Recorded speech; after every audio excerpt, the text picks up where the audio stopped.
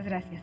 En lo que aparece la presentación en la pantalla, quisiera agradecer enormemente la iniciativa de la Comisión de Derechos Humanos del Distrito Federal para llevar a cabo este primer Congreso Internacional de Indicadores que nos reúne acá para reflexionar en relación con cómo podemos ir afinando y adquiriendo herramientas para tener una mejor valoración de los derechos humanos y entenderlos mejor. Quiero también expresar que me es realmente un honor el pertenecer al Programa Universitario de Derechos Humanos de la UNAM y también estar trabajando con el grupo de expertos del Grupo de Trabajo del Protocolo de San Salvador, que como ya se mencionó, está encargado de hacer la revisión de los informes que tienen que entregar los países, los estados parte de este protocolo. Bueno, en lo que aparece en la presentación les comento la idea de esta presentación cortita de poco menos de 25 minutos, es que les platique un poco de los antecedentes sobre la metodología de indicadores de derechos humanos. Hay metodologías de indicadores, en esta presentación lo que vamos a ver es que hay metodologías internacionales e indicadores de derechos humanos establecidas para dar seguimiento a los protocolos que corresponden a los diferentes países. En particular vamos a revisar la metodología de indicadores que se sigue en el sistema interamericano, que tiene por un lado el componente del Protocolo de San Salvador, donde se hace revisión de los derechos económicos, sociales y culturales, pero también está establecida para el mecanismo de seguimiento a la Convención Belém do Pará, que como ustedes saben es la convención que en la región interamericana nos permite dar seguimiento y cumplimiento a las obligaciones de la no violencia contra las mujeres. Después les platico un poco lo que hemos hecho en el Programa Universitario de Derechos Humanos para desarrollar los indicadores establecidos en esta metodología. Trajimos los volúmenes que tenemos publicados hasta el momento sobre estos indicadores. Si tuvieron oportunidad estaban en una mesa allá afuera, si no, pueden acudir al Programa Universitario de Derechos Humanos a recoger una copia de los mismos. Y al final contarles cómo una herramienta de indicadores puede convertirse y debe convertirse en un instrumento de exigibilidad de derechos humanos. Como el tiempo no nos va a dejar, y de todas maneras la siguiente parte del Congreso está establecida, voy a empezar con la ponencia. Los indicadores de derechos humanos han avanzado, genial, han avanzado de manera irreversible en los últimos años. Se han logrado consensos fuertes a nivel mundial sobre los principios para la construcción de indicadores, así como su necesidad y obligatoriedad. Tenemos básicamente dos metodologías concurrentes, como les decía ya, la metodología del Alto Comisionado de las Naciones Unidas para los Derechos Humanos y la de la Comisión Interamericana de Derechos Humanos, que está desarrollado, por supuesto, dentro de la OEA. En este proceso, como ya se ha mencionado por diferentes ponentes a lo largo de este congreso, la intervención de Laura Pautasi, la presidenta del Grupo de Trabajo del Protocolo, y de Víctor Abramovich, que seguramente ustedes han leído en diferentes documentos de investigación, fue fundamental. Estos procesos de investigación generaron y rescataron desde sus bases conceptuales el sentido de los derechos humanos y produjeron herramientas que hacen posible no nada más estimular procesos de evaluación del cumplimiento de derechos, sino también coadyuvar en la formulación de políticas públicas para los derechos humanos basadas en evidencia empírica. Estos documentos se van a quedar en la comisión y yo supongo que parte de ellos van a estar disponibles en la página web y también hay una memoria establecida para los mismos. Lo que sí hemos podido notar a lo largo del Congreso es que las metodologías oficiales e internacionales de derechos humanos, por llamarlas de alguna manera, son poco conocidas, ¿sí? Entonces, esta lámina tiene los 4 documentos principales que recogen, muchas gracias, que recogen las metodologías. En 2008 el Alto Comisionado publica su metodología después de 10 años de investigación. En 2011 se publica el primer documento de la Comisión Interamericana de Derechos Humanos, en aquel entonces firmado por la propia Comisión. En 2012 hay una guía para la elaboración de indicadores de derechos humanos del Alto Comisionado, y en 2013 aparece el documento con los indicadores para lo que se denomina el segundo agrupamiento de derechos. Las siguientes láminas que tengo acá corresponden a la base conceptual de donde se sacan los modelos. Son láminas que no se aprecian muy claramente, les voy a comentar de qué se tratan, pero lo que sí quiero comentarles es que son láminas que están contenidas en los documentos de capacitación que tienen en la propia Comisión de Derechos Humanos del Distrito Federal. Entonces, esta manera de ir identificando en la normativa internacional los estándares de derechos humanos está muy bien explicada en toda una serie de documentos de capacitación que tienen ustedes. Entonces, el modelo de evaluación de derechos humanos se fundamenta en primer término en que los indicadores estén dirigidos a medir los alcances de las acciones que los responsables de la protección de los derechos humanos realizan para cumplir estas obligaciones. Para ello, los indicadores deben de reflejar obligaciones, principios y el contenido normativo de cada derecho, que está formulado en el corpus juris del derecho internacional de derechos humanos, que incluye tratados internacionales, sentencias, resoluciones, informes, observaciones generales, opiniones consultivas y demás insumos provenientes de comités, órganos jurisdiccionales de defensa de derechos humanos, así como relatores temáticos o por país del sistema internacional o interamericano de derechos humanos. Los elementos constitutivos de los indicadores se definen entonces a partir de los estándares explícitos e implícitos en esta normativa. Ustedes pueden imaginar que de este cúmulo de información del corpus juris, el trabajo para definir el conjunto de indicadores para cada uno de los derechos humanos ha sido espectacular y ha implicado el acercamiento de grupos interdisciplinarios de expertos, tanto en el sistema internacional como en el sistema interamericano, que permitieron generar estas metodologías. Lo que atraviesa las metodologías es que los derechos deben desglosarse mediante la precisión de las obligaciones referidas al respeto, protección y garantía de los derechos, así como la inclusión de los elementos para su ejercicio, que se refieren principalmente, y como ustedes saben, a las 4 A's famosas, correspondientes en español a disponibilidad, accesibilidad, aceptabilidad y calidad, además de incorporar los principios comunes de derechos humanos que se refieren a la no discriminación, la igualdad, la participación, la rendición de cuentas y la justiciabilidad. En esta laminita hay una síntesis un poco de la metodología. En términos operativos, y esta lámina la vimos en la mañana, perdón, con Pablo Llanes, los indicadores se agrupan en 3 tipos estructurales, de proceso y de resultados. Los indicadores estructurales pretenden medir la acción estatal y el contexto en el cual operan los estados. En segundo término, las acciones y los procesos mismos que los estados realizan. Y tercero, los resultados en términos del goce efectivo de los derechos que se derivan de las condiciones estructurales y de las acciones concretas que el Estado ha asumido para garantizarlos.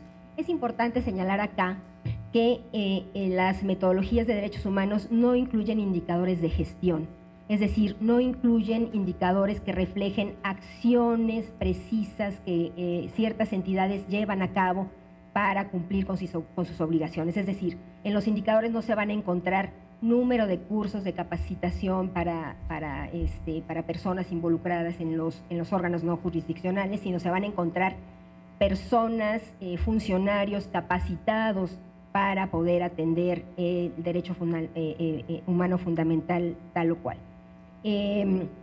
Es importante aclarar que este modelo se aplica tanto para derechos civiles y políticos como para derechos económicos, sociales y culturales, y de esta manera se pretende asegurar coherencia bajo los principios de indivisibilidad e interdependencia de los derechos.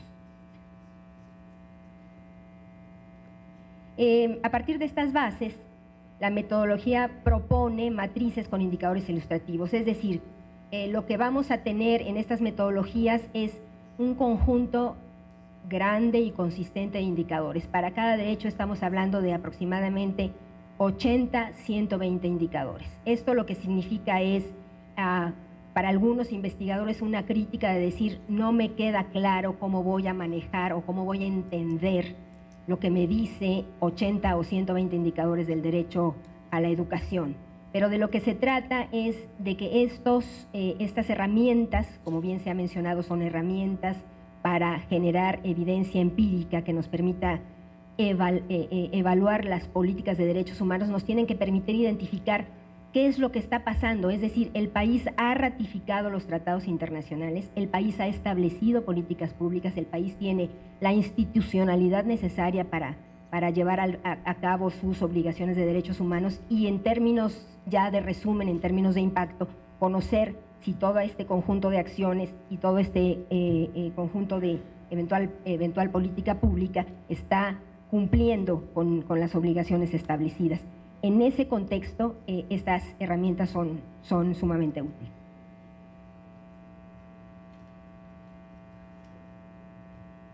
Entonces, partiendo de estas matrices de indicadores ilustrativos que les comentaba, los estados, los países tienen que llevar a cabo una contextualización de los indicadores a la situación nacional específica, que tiene fundamentalmente los pasos que se indican en la lámina. Hay que ajustar el contenido de los indicadores al contexto nacional y características de la información disponible. Hay que precisar cada indicador mediante el desarrollo de una ficha técnica que aclare su conceptualización, incluyendo su definición, el método y fórmula de cálculo, etcétera. Hay que revisar la consistencia y sistematización de las fuentes nacionales de información. Varias de las ponencias a lo largo del Congreso nos han dicho lo importante de revisar la calidad de los datos que se utilicen. Y, por supuesto, es muy importante incorporar las observaciones necesarias para aclarar el contenido o limitación de cada uno de los indicadores que estén considerándose. En cuanto a la aplicación de estas metodologías en particular dentro del sistema interamericano, tenemos, como les decía yo, que en el caso de los derechos económicos, sociales y culturales, conocidos como DESC o DESCA, afortunadamente en la región interamericana el Protocolo de San Salvador reconoce el derecho al medio ambiente sano como derecho individual y como derecho colectivo. Tuvimos un periodo realmente largo para que esto se concretara, 26 años desde la aprobación del Protocolo de San Salvador, pero con las resoluciones de la Asamblea General que se dieron en 2012 y 2014, donde se aprobaron los indicadores, y se aprobó también la solicitud de los informes correspondientes a los estados parte, la evaluación de derechos humanos se tornó obligatoria. No se trata de que los países decidan que van a o no hacer su evaluación con indicadores, obligatoriamente la tienen que hacer. Obligatoria en términos de la vinculación que tienen las herramientas de derechos humanos, como lo conocen ustedes muy bien, la mayoría de ustedes que son abogados, ¿no? Los objetivos principales de los indicadores que se elaboraron para el mecanismo de seguimiento al protocolo se orientan precisamente a contribuir a que los estados parte cuenten con herramientas para realizar el diagnóstico de la situación de los derechos, establecer las agendas pendientes a partir de un diálogo participativo con la sociedad civil. Esto es importantísimo. Se hace énfasis en que la sociedad civil, la academia, las personas interesadas en el tema puedan participar en estas evaluaciones y en la construcción misma de los indicadores, y también para formular estrategias que satisfagan progresivamente el programa de derechos contenido en el protocolo. Se busca también estimular en los estados un proceso de evaluación y de medición de cumplimiento de derechos que se convierta en un instrumento útil para el diseño y evaluación permanente de las políticas públicas. Perdón, estoy prácticamente leyendo porque me queda muy poquito tiempo.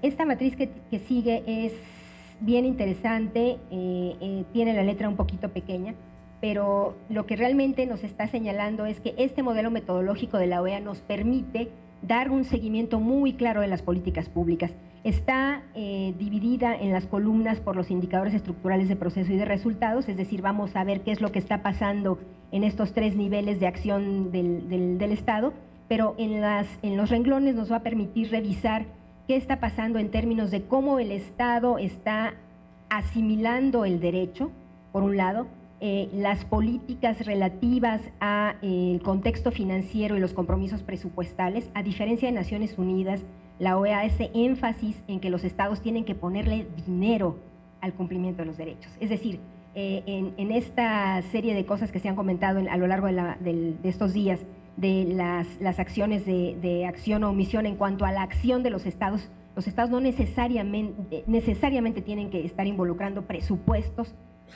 sobre todo en derechos económicos, sociales y culturales, para que se cumplan. Se habla también de lo que corresponde a las capacidades institucionales, las instituciones que tenga el Estado establecidas para ello, las políticas públicas, los programas necesarios y, por supuesto, el cumplimiento de los principios transversales que ya habíamos mencionado: no discriminación, acceso a la información, participación y, de manera fundamental, acceso a la justicia. Una matriz de indicadores de derechos humanos no estaría completa si no pudiéramos evaluar si realmente la gente puede hacer exigibles y justiciables sus derechos.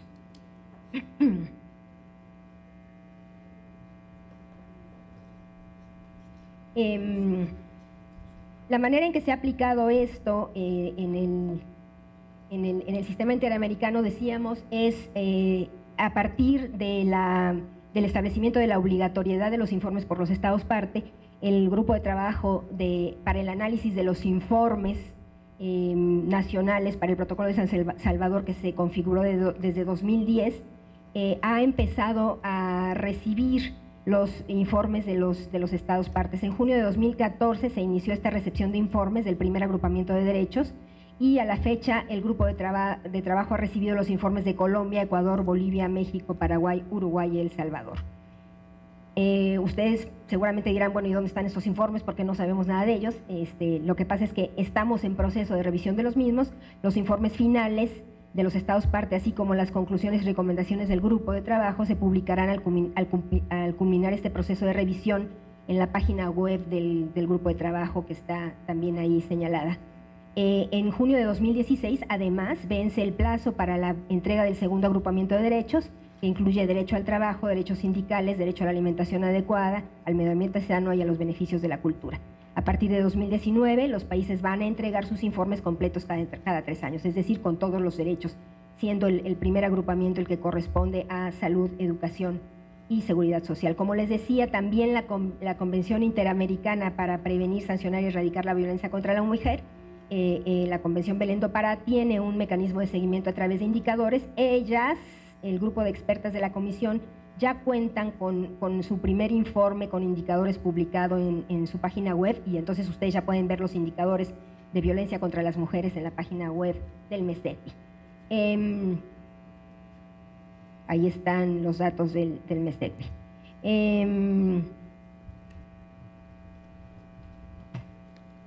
Bueno, ¿qué hemos hecho en particular en el Programa Universitario de Derechos Humanos de la UNAM?